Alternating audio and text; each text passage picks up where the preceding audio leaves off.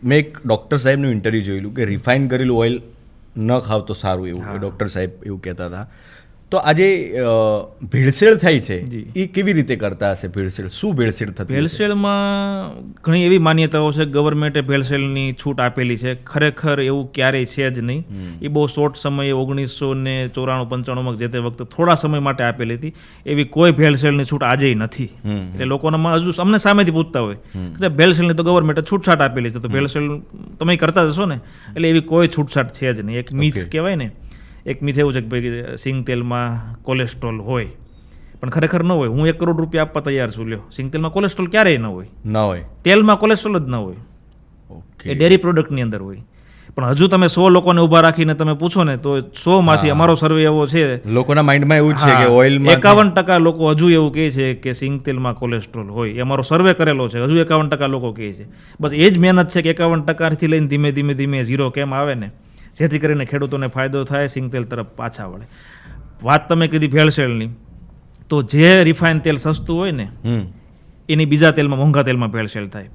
માનો કે અત્યારે આજે માર્ચ મહિનામાં અત્યારે ઇન્ટરનેશનલ વિદેશી તેલ જે દરરોજ આવે છે, એમાં સોયાબીન સસ્તામાં સસ્તું તેલ છે. તો સોયાબીન તેલ કપાસિયામાં ભળે અને કપાસિયાના લેબલ ઉપર અંદર હોય સોયાબીન તેલ, લેબલ કપાસિયાનું લાગ્યું હોય, કપાસિયા તેલના નામે વેચાય. બીજું, એ સોયાબીન તેલ સિંગ તેલમાં નાખે 70%, 30% સિંગ તેલ હોય, એસેન્સ નાખીને શુદ્ધ સિંગ તેલના નામે વેચાય. એ 2000 ડબ્બો, કોઈ 2200 ડબ્બો, કોઈ 2300 ડબ્બો. પછી પામ તેલ સસ્તું થયું, તો પામ તેલ વળી કપાસિયામાં ભળે, સિંગ તેલમાં ભળે, એ રીતે. જે તેલ સસ્તું હોય એ બીજા તેલમાં ભળે અને એનો લોકો ફાયદો લે.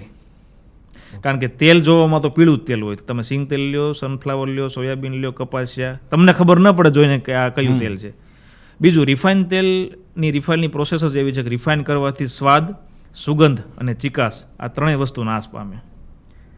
એટલે તમે કોઈ પણ રિફાઇન તેલ લઈ લ્યો, કપાસિયા, સનફ્લાવર, સોયાબીન, રાઈસ બ્રાન, એનો સ્વાદ ન હોય, એની ક્યારે સુગંધ ન હોય, એમાં ચિકાસ પણ ન હોય. એટલે ઇઝીલી ગમે ત્યાં રીતે ભળી જાય, ગમે ત્યાં. ઓકે, લોકોને ખબર ન પડે. તો મનીષભાઈ, ઘણા લોકો એવી પણ કમેન્ટ કરે છે કે મનીષભાઈ તો કપાસિયા તેલની પાછળ જ પડી ગયા છે એકદમ. જેડી સાહેબ, કપાસિયા તેલ તમે પોતે ક્યારે પણ ટાઈમ હોય તો થોડુંક R&D કરજો.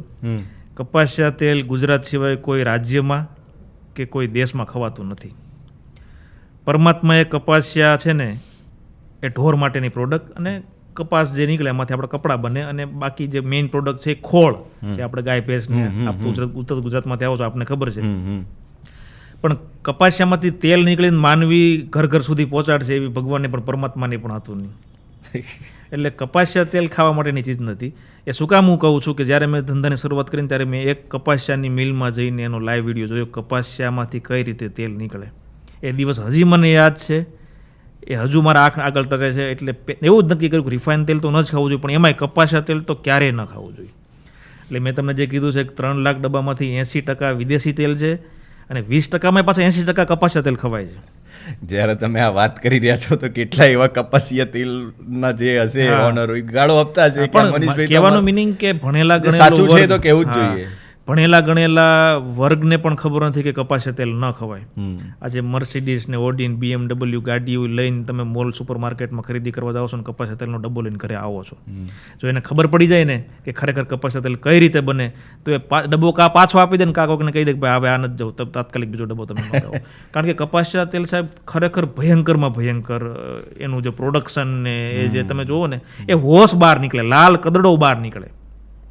કોઈ પણ કપાસિયા તેલની મિલમાં તમે જુઓ આખા ગુજરાતની, તમને એ કપાસિયાનો માલિક, કપાસિયા મિલનો માલિક એ કપાસિયા તેલ ક્યારે ન ખાતો હોય. એમાં કામ કરતો મજૂર ક્યારે કપાસિયા તેલ ન ખાય. તમે 10 મિનિટ કપાસિયા પાસે ઉભા રહો ને, તમારા આખા શરીર ઉપર લાલ લાલ ચાંડા પડી જાય તમને, એટલી જીવાત અંદર હોય. અને જ્યારે નીકળે ને ત્યારે હોશ બહાર નીકળે, લાલ કાળો કદડો બહાર નીકળે, વિચ ઇઝ નોટ ઇડિબલ. ઇડિબલ પણ ન કહેવાય, એના ફૂડના નિયમ પણ ન લાગુ પડે. એ ભરાય ટેન્કરમાં, રિફાઇનરીમાં જાય, ત્યાં આખી પ્રોસેસ થાય ને પછી એમાંથી તેલ નીકળે.